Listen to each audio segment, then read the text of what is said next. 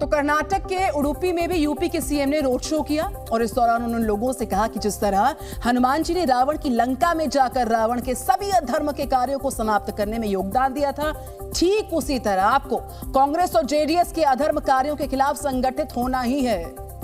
श्री हनुमान जी ने रावण की लंका में जाकर के रावण के सभी अधर्म के कार्यों को समाप्त करने में योगदान दिया था। ऐसे ही आप सभी कर्नाटक के राष्ट्रभक्त कार्यकर्ताओं के द्वारा कांग्रेस और जेडीएस के द्वारा जो अधर्म के कार्य पीएफआई को बढ़ावा देने के लिए किया जा रहा है, इसके खिलाफ संगठित होकर के डबल इंजन की बीजेपी की गवर्नमेंट को पुनः कर्नाटका के अंदर लेकर के आना है।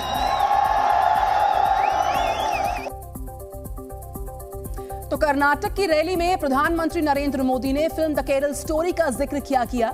इसको लेकर सियासी बखेड़ा छिड़ गया है। विपक्ष ने पीएम मोदी पर प्रोपेगेंडा फैलाने का आरोप लगा दिया है।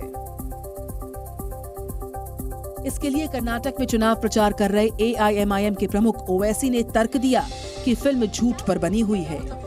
एक गंदी पिक्चर के बारे में जो झूठ पर मुबन्नी है, उसका प्रमोशन कर्नाटका के विधानसभा के चुनाव में कर रहे हैं। ये बड़ी अफसोस की बात है कि देश के प्रधानमंत्री को जहां पर तवज्जो लेना था, वहां पर तवज्जो कम ले रहे हैं। वहीं उद्धव ठाकरे गुट के नेता संजय राउत ने बीजेपी पर तंज कसते हुए कहा कि वो हिंदू मुसलमान किए बिना चुनाव नहीं जीत सकते। यही उनका एक प्रचार का जरिया होता है। जब चुनाव आते हैं तो इस प्रकार की फिल्में बनाओ, एक प्रोपेगेंडा फिल्में बनाइए। और एक अहम मुद्दा होता है हिंदू मुसलमान, उसके सिवा ये लोग चुनाव में जा नहीं सकते। पीएम मोदी ने कहा था कि केरल में चल रही आतंकवादी साजिश का खुलासा द केरल स्टोरी फिल्म में किया गया है। और विपक्ष जो है, फिल्म द केरल स्टोरी को लेकर विपक्ष जो है प्रोपेगेंडा इसको बता रही है। तो बीजेपी पूछ रही है कि आखिर कांग्रेस समेत पूरा विपक्ष सच्चाई पर पर्दा क्यों डालना चाहता है। इसके लिए केंद्रीय मंत्री अनुराग ठाकुर ने दावा किया कि फिल्म द केरल स्टोरी में सच दिखाया गया है। उन्होंने सवाल किया कि आखिर कांग्रेस सच्चाई को क्यों छिपाना चाहती है।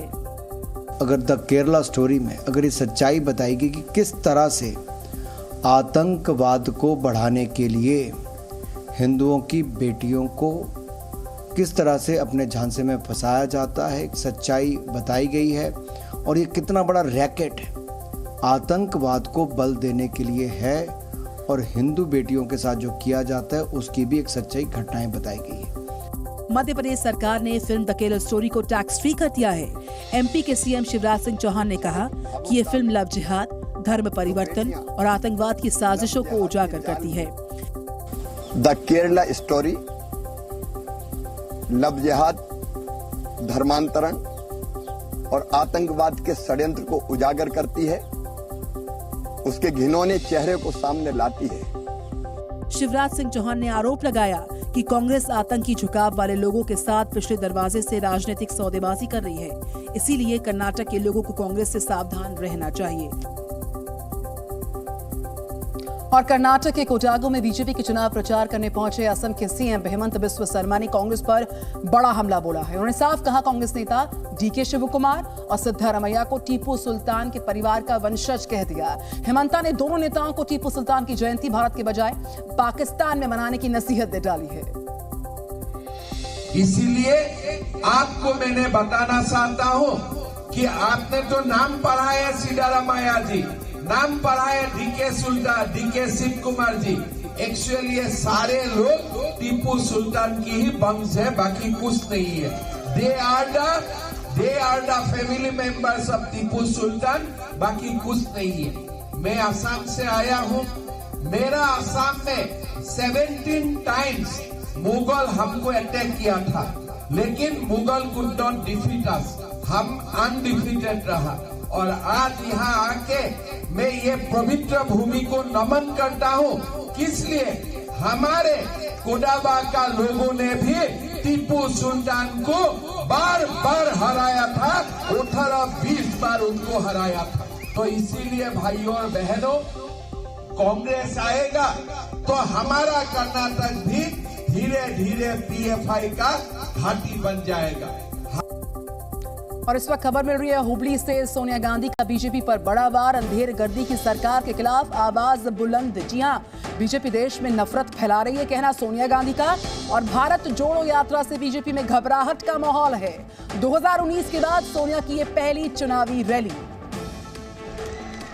नफरत फैलाना की जिनका काम है, उन्हीं के खिलाफ भारत जोड़ो यात्रा हुई थी।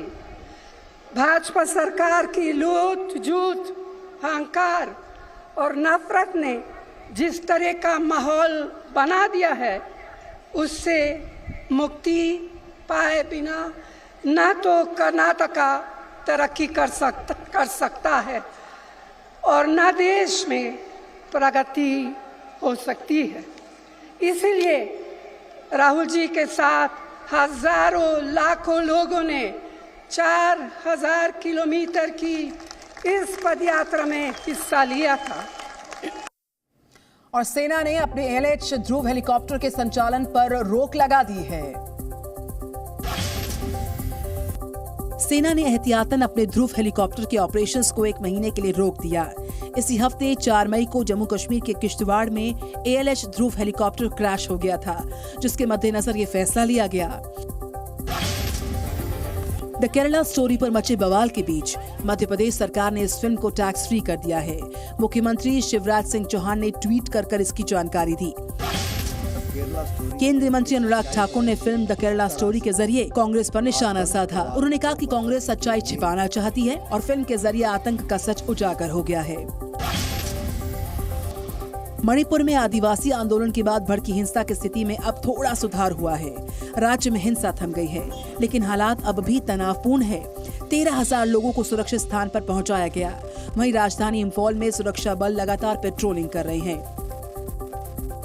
और अप्रैल के अंतिम सप्ताह के दौरान भारत को विदेशी मुद्रा भंडार के मोर्चे पर अच्छी खबर मिली है, जबकि पाकिस्तान में एक बार फिर विदेशी मुद्रा भंडार में गिरावट दर्ज की गई है। रिजर्व बैंक ऑफ इंडिया की तरफ से जारी आंकड़ों के अनुसार आपको बताएं, बीते 28 अप्रैल को समाप्त सप्ताह के दौरान भारत के विदेशी मुद्रा भंडार की बात करें, 4.532 अरब डॉलर की जोरदार बढ़ोतरी हुई है, जिससे अपना विदेशी मुद्रा भंडार 588.780 अरब डॉलर पर पहुंच गया है और विदेशी मुद्रा भंडार 10 महीने के टॉप पर पहुंचा है। और इससे पहले 21 अप्रैल 2023 को समाप्त सप्ताह के दौरान अपने विदेशी मुद्रा भंडार में 2.16 अरब डॉलर की कमी आई थी। हालांकि उससे एक सप्ताह पहले 1.56 अरब डॉलर की बढ़ोतरी दर्ज हुई थी। और अक्टूबर 2021 में भारत का विदेशी मुद्रा भंडार तो 645 अरब डॉलर के ऑल टाइम हाई पर गया। रिजर्व बैंक के साप्ताहिक आंकड़ों पर बात करें, गौर फरमाएं तो 28 अप्रैल 2023 को समाप्त सप्ताह के दौरान अपना फॉरेन करेंसी एसेट भी बढ़ा है, जो इस दौरान 4.99 अरब डॉलर बढ़कर 519.48 अरब डॉलर पर जा पहुंचा है। तो आपको बताएं, गोवा में एससीओ समिट की बात करते हैं। इसके बाद विदेश मंत्री एस जयशंकर ने पाकिस्तान को खरी सुनाई है। सबसे पहले उन्होंने पड़ोसी मुल्क पर कश्मीर पर आईना दिखा दिया। पड़ोसी मुल्क को देखिए। और श्रीनगर में G20 की बैठक पर सवाल उठाने के मुद्दे पर पाकिस्तान को घेरा गया। इस दौरान उन्होंने कहा कि पाकिस्तान से अब सिर्फ POK खाली करवाने पर बात होगी। उनका कोई G20 से लेना देना नहीं। आई विल ऑल्सो से उनका कोई श्रीनगर से भी लेना देना नहीं। There is only one issue to discuss on Kashmir, which is when does Pakistan vacate its illegal occupation of Pakistan occupied Kashmir. विदेश मंत्री ने कश्मीर से आर्टिकल 370 हटाने पर पाकिस्तान के सवाल उठाने पर भी तीखा हमला बोला है। Okay, I have a phrase which is wake up and smell the coffee. 370 is history. Sooner people realize it, the better. Z News.